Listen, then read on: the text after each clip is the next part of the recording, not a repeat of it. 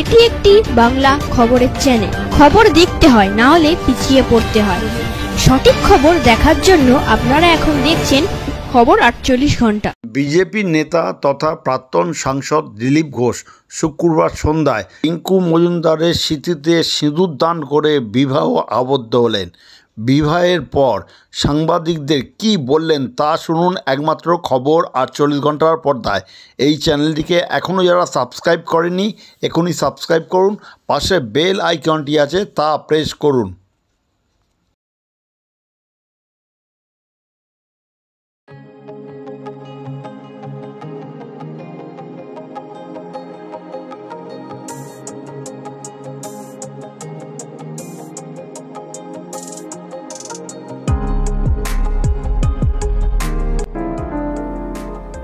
সাদামাটাভাবে আমরা এই পবিত্র বন্ধনের অনুষ্ঠান করেছি।